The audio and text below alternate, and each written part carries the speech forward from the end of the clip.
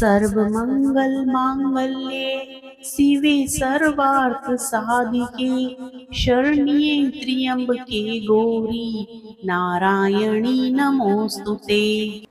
जय माता दी मित्रों, आज सावन महीने का चौथा यानी आखिरी माँ मंगला गौरी का व्रत है और आज के दिन हम सुनेंगे माँ मंगला गौरी की व्रत कथा। सावन का प्रत्येक सोमवार जिस प्रकार भगवान शिव को समर्पित होता है, उसी प्रकार सावन का प्रत्येक मंगलवार माँ मंगला गौरी को समर्पित होता है। माँ मंगला गौरी माँ पार्वती का ही स्वरूप हैं।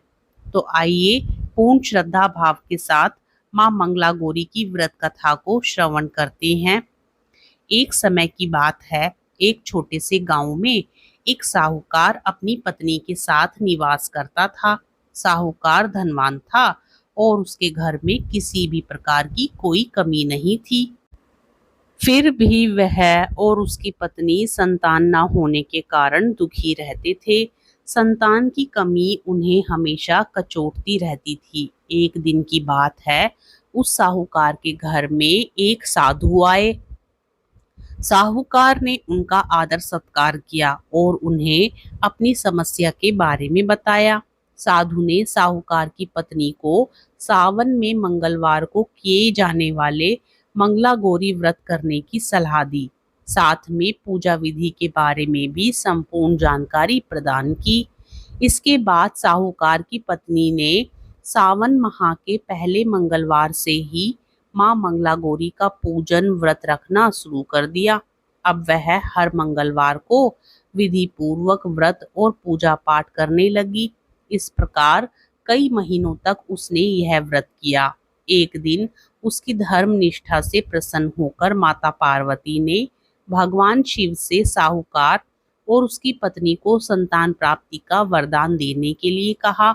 साहूकार को उस रात स्वप्न में एक दिव्य शक्ति ने दर्शन देकर कहा कि एक आम के पेड़ के नीचे भगवान गणेश की मूर्ति विराजमान है। तुम उस पेड़ से आम तोड़कर अपनी पत्नी को खिला देना, इससे तुम्हें संतान की प्राप्ति का सुख मिलेगा।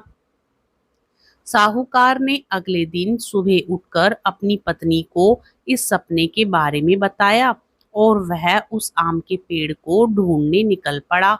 काफी समय तक ढूंढने के बाद आखिरकार साहूकार को वह आम का पेड़ मिला जहां भगवान गणेश की मूर्ति विराजमान थी। उसने आम तोड़ने के लिए उस पेड़ पर पत्थर मारना शुरू कर दिया। पत्थर फेंकने से एक आम तो टूटकर नीचे गिर गया, लेकिन गलती से एक पत्थर जाकर भगवान गणेश की प्रतिमा को लग गया। इससे भगवान गणेश क्रोधित हो गए और उन्होंने प्रकट होकर उस साहूकार को श्राप देते हुए कहा कि हे स्वार्थी मनुष्य, तूने अपने स्वार्थ के कारण मुझे चोट पहुंचाई है। तुझे माँ पार्वती की कृपा से संतान की प्राप्ति तो होगी, लेकिन उसकी मृत्यु 21 वर्ष की आयु में ही हो जाएगी। यह सुनकर साहूकार बहुत घबरा गया और वो वापस घर चला गया। उसने वह फल अपनी पत्नी को खिला दिया और किसी को भी इस घटना के बारे में नहीं बताया। कुछ समय पश्चात भगवान शिव और माता पार्वती के आशीर्वाद से साहूकार और उसकी पत्नी को पुत्र की प्राप्ति हुई। इससे उन दोनों के जीवन में खुशी का ठिकाना ना रहा, लेकिन साथ ही साहूकार इस बात से भी चिंतित था कि उसका पुत्र अल्पायु होगा। देखते ही देखते वह बालक 20 वर्ष का हो गया और व्यापार में अपने पिता का हाथ बटाने लगा। एक दिन घर लौटते समय साहूकार पेड़ की छांव में तालाब किनारे बैठकर अपने पुत्र के साथ भोजन करने लगा। तभी वहां कमला और मंगला नामक 2 कन्याएं कपड़े धोने के लिए आई और कपड़े धोते हुए आपस में बातें करने लगी। कमला ने मंगला से कहा कि मैंने इस सावन मास में प्रत्येक मंगलवार को मंगला गौरी व्रत रखने का निश्चय किया है। तुम भी माँ पार्वती को समर्पित यह व्रत अवश्य करना। इससे माता पार्वती प्रसन्न होती हैं और आप पर उनकी कृपा दृष्टि बनी रहती है। इसे करने से मनोवांछित वर और अखंड सौभाग्य की प्राप्ति भी होती है। कमला की बात सुनकर मंगला भी इस व्रत को करने के लिए तैयार हो गई।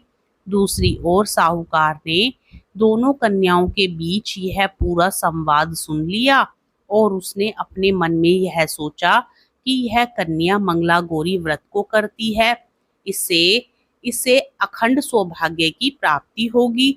यह मेरे पुत्र के लिए एक योग्य वधू साबित होगी। ऐसा सोचकर वह उन दोनों के विवाह का प्रस्ताव कन्या के पिता के पास लेकर गया। साहूकार की गांव में प्रतिष्ठा और मान सम्मान होने के कारण कमला के पिता अपनी पुत्री का विवाह साहूकार के लड़के से करवा देते हैं।